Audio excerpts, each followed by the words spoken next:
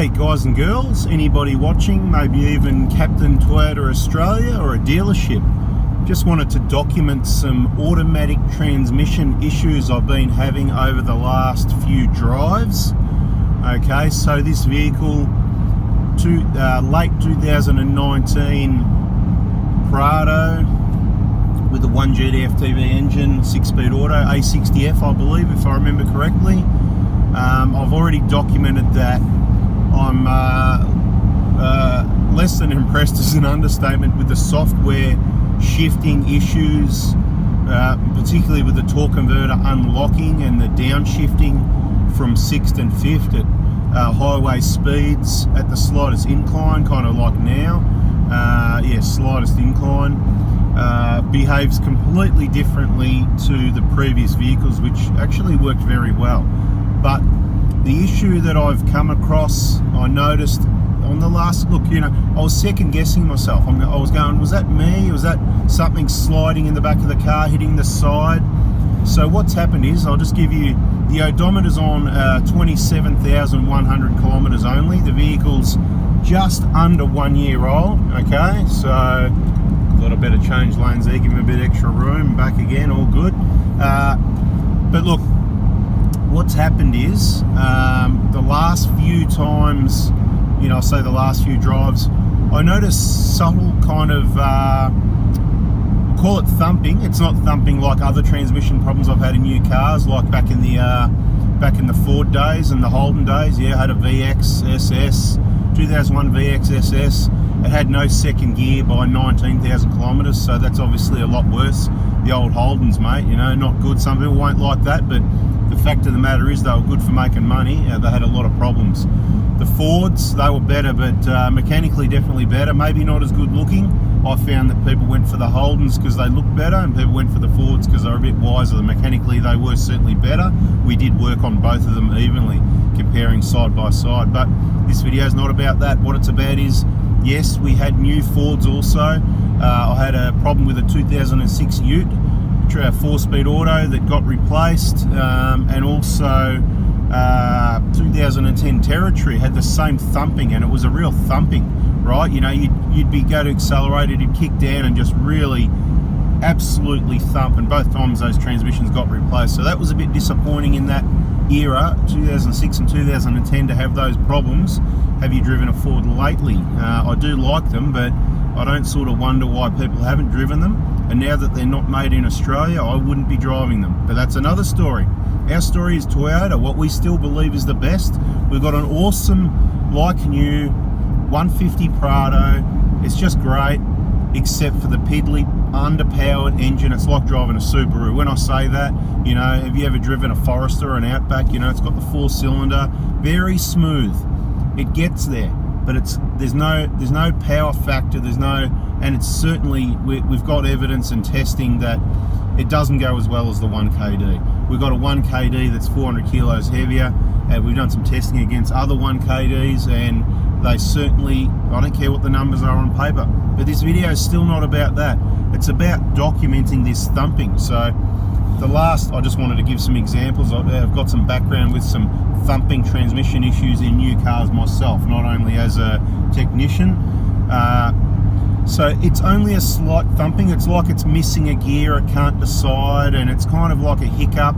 It's not like the problem with the A750F software back in 2011, where there was an update for that. Anyone that's got that issue where you go around a roundabout at about 40 Ks, big roundabout, and then as you accelerate back on, there's a flat spot. It's not that, and there's no thumping with that one either. This one's actually a thumping, jerking, like a bit of a hiccup, kind of like, oh, what's this guy doing, mate? What are you doing? It's like a hiccup, sort of a jerking is the best way I can explain it. It's like a jerking, sort of jerk, and you just feel it, you feel it, kind of like, to best describe it in layman terms, you feel it, the tail shaft. It's like the engine's cutting on and off, or the transmission's slipping, or missing a gear, can't decide, sort of, yeah. And today, just now, I experienced it the worst ever. And when I say ever, this has only been going on, what are we talking, a week or two? Maybe it happened once or twice before then, Well, yeah, just cross the solid line, jump in front under brake. That's all right. Lucky we're not a semi, but that's what they do to semis, guys. That's why cars. That's why bingles happen. Anyway, we're all good, and don't think I'm close. It's just the angle of the camera low to the bonnet makes it look that way. I'm miles away, but some people have concerns about my driving. I think most people can see my driving's pretty bloody good, but anyway, otherwise it wouldn't be on display. If you've got a problem with our driving, please text 0490 261 013. No, we don't accept calls unless you're a client, but you can let me know about my driving on that text message. I don't know how far you want back to be. We're just off topic now for a minute. You know, when I was taught to drive, you know, you're around about there. I can certainly see. I think I've repositioned the camera a little bit higher so it might look better. Basically, I can see the bottom of the back tyres of the car in front of me. That's what I was taught. That gives you plenty of distance. And the reason is, that way if you've got some clown behind you, if everybody does that, instead of a 10-car pile-up or a 5-car pile-up, hopefully it's none or one or whatever the case may be, you know what I mean? The other advantage is, if you see something coming fast that ain't stopping, if you've got a car that's got any power, like a V6 in a Prado would be really awesome, Toyota, a V6 please, but anyway, you could quickly full lock it left or right and get on the gas and just get out of there, do you know what I mean? And that's what I'm like. I like to be back. I've got options. I'm looking in the rear view now. I see a semi coming, he's in the other lane. If I see something coming, you got to be careful with this, because just because they're coming fast doesn't mean, it could be in a Lamborghini, it's going to stop in 30 meters, right? So don't get too excited, but it's something to think about. I'm always, you know, if I see a plane that's going to land on the freeway behind me, man, I'm getting ready for evasive action, right? Be aware of what's around you. Hey, we've gone totally off topic, and that shaking, that's just the diesel vibration. Sorry about that. It's a bit uncontrollable. When I accelerate, you see it goes away. When I back off or go slower, so that's what you get in diesels, guys. In my opinion, avoid buying any new cars at the moment. Stick with your 1KD, last of the best.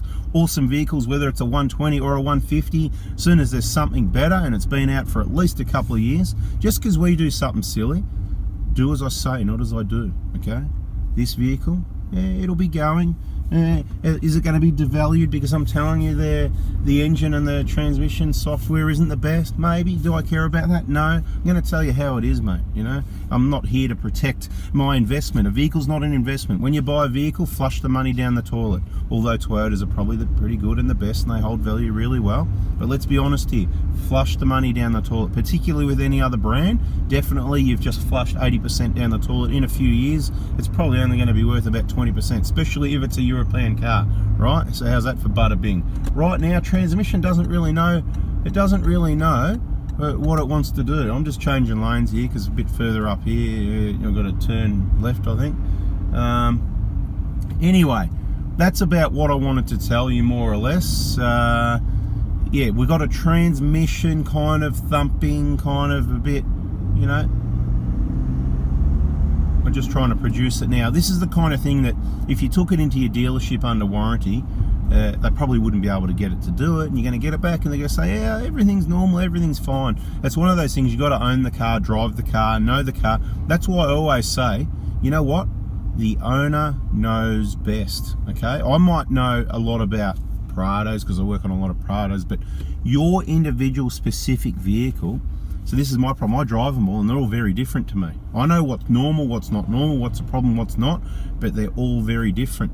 And you could be complaining about some sort of you know, situation, and I just can't tell you 100% categorically that it's right or not or whatever, but so you can describe it, we can drive it, we can do the best we can, and maybe the best for the job, but you need to confirm it's your vehicle. When we're talking about fine problems like this, what we're describing, I can tell you that you know, I'm going to drive around, I'm going to try and produce, I'm going to go around. It was going around a roundabout, getting back on the gas, similar to the software issues with those other vehicles, if you know what I mean. But I'm just going to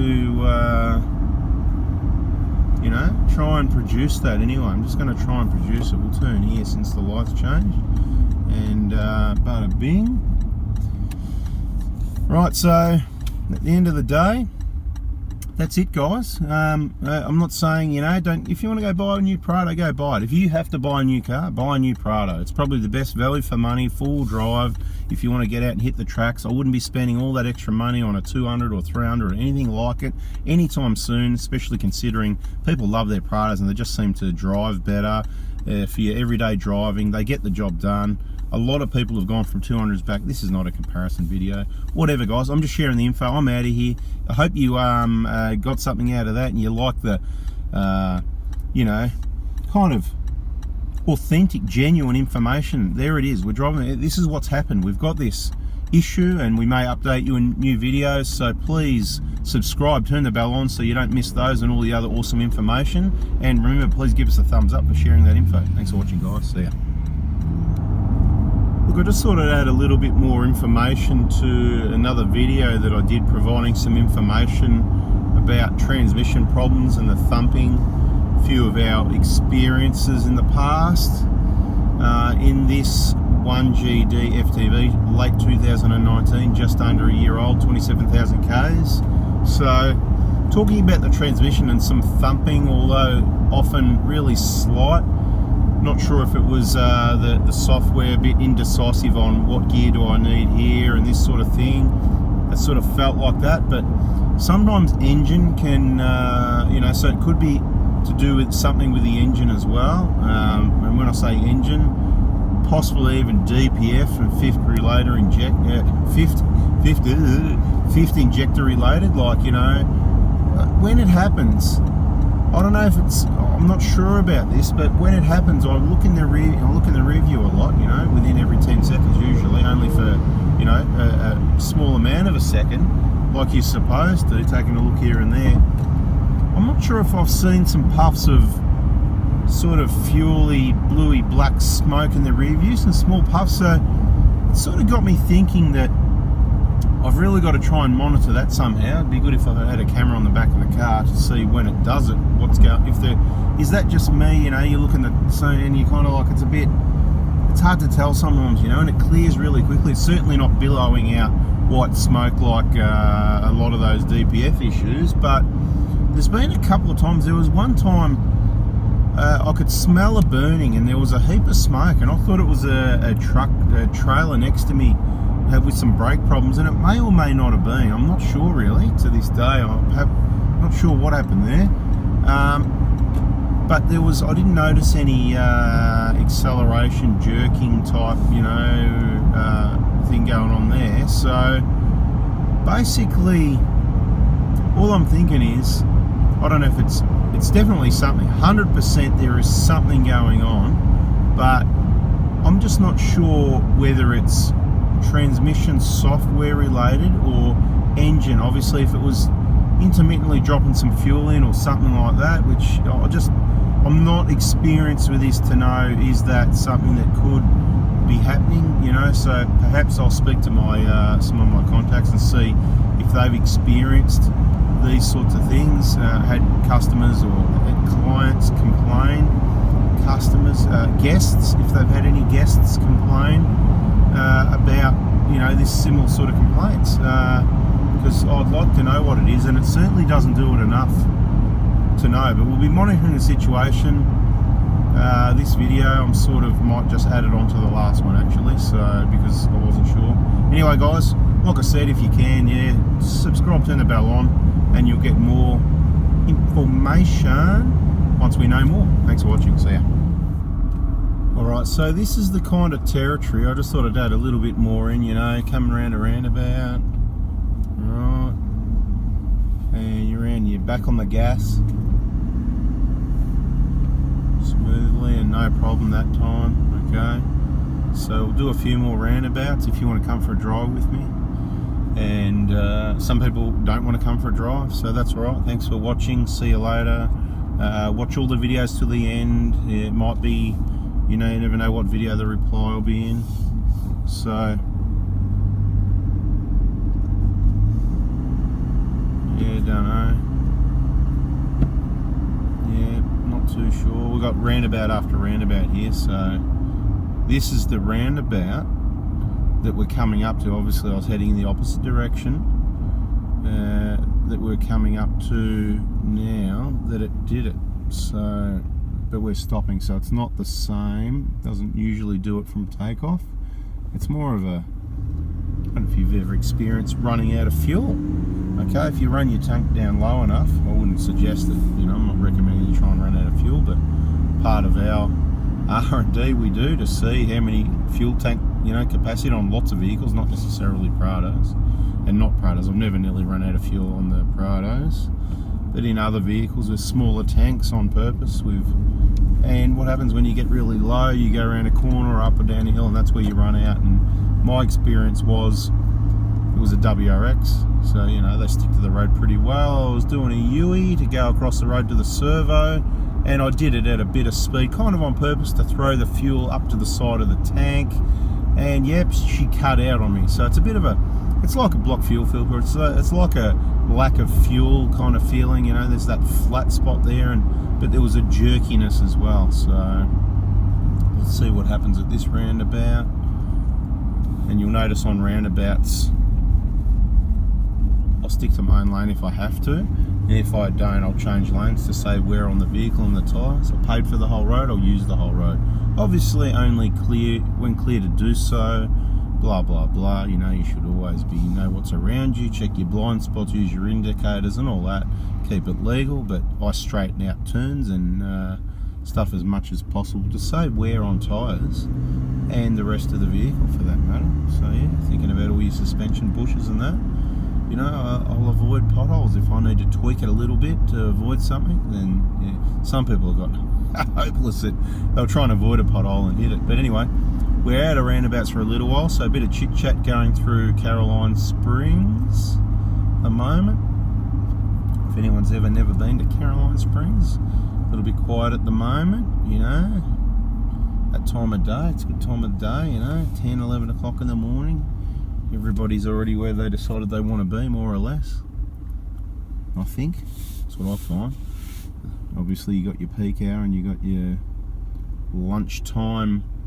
People get in and out. And if you look at the busiest times on the internet, you can see the busiest times at the shops, and it's usually around meal time. So I'll try and avoid that. So lunchtime's one of them.